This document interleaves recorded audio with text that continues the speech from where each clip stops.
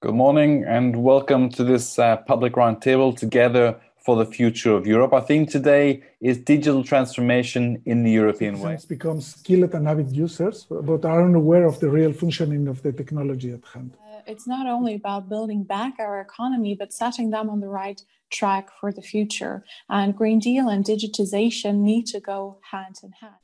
Innovation will always be looking and will be developing technologies, but it will be our choice whether we use them or not. If we sell our personal data, we sell our identity, we sell our autonomy. It's like selling organs from our body. In the last decade, there has been an explosion in the progress and applications of AI in our society. We have seen and see positive and negative uses in a multitude of settings.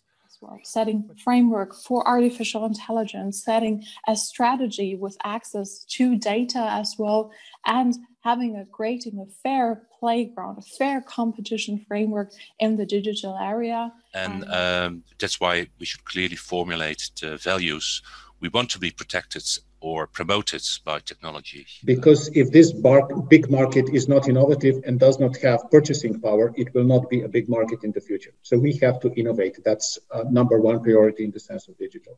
And if our European way would not defend minorities anymore, because you say the majority can do what the majority wants to do, then we are not defending our European values. What digital changes do we need to make to benefit society and strengthen democracy? We need to focus also on media literacy, and especially in the current time, on digital media literacy.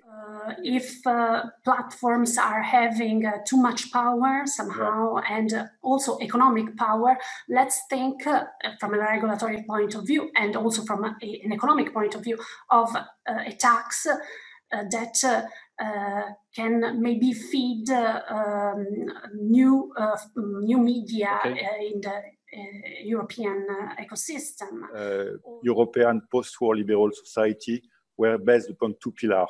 One is informed democracy, and the second one is informed social economy. And for both of them, we need a pluralistic quality information. Is this problem that some of the member states are destroying the image of the European Union using huge disinformation machines? But what we need to think together is how to actually make sure that the supply side is also supported and that the people who do journalism still exist and we don't only wait for the news coming from the platforms. I think we can be proud what we have achieved, but we have to defend it.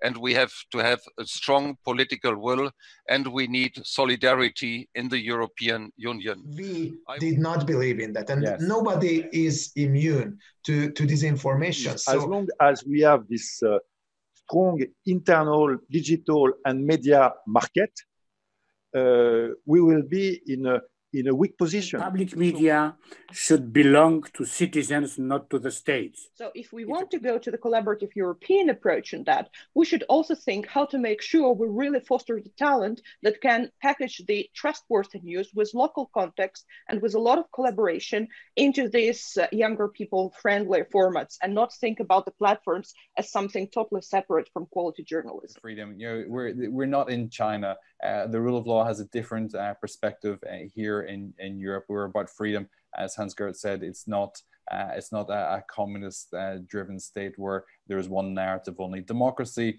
the majority decide, but we must defend the minority as well. This is to do the essence of what it is to be European for the broad majority of us. And we should be in Europe the norm setter, not the rule taker or the marketing strategy taker from large commercial organizations or government organizations beyond our borders as well. And user literacy is key to the agenda for this recovery.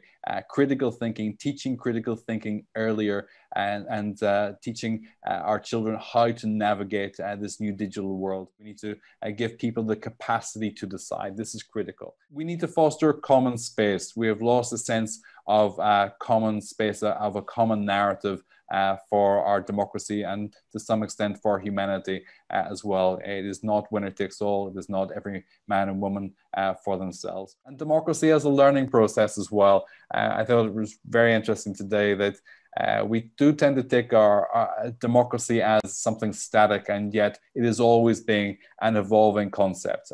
But if the values hold still, perhaps we can be more flexible with the implementation of that democracy and make it more inclusive and improve the quality of the demos as well.